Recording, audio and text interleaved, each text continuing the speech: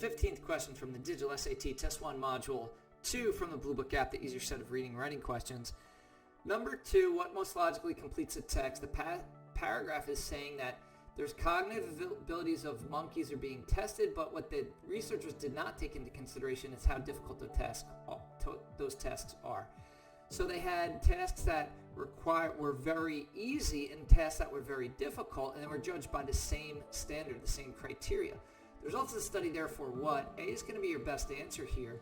Could suggest that there are differences in cognitive ability among the monkeys, even though such differences may not actually exist. For example, if one monkey's told to do an easy task and can do it, the other is told to do a hard task and cannot do it, they would say that the second monkey's does not have the cognitive ability of the first, where they both might be able to do the easy task, both might not be able to do the difficult task.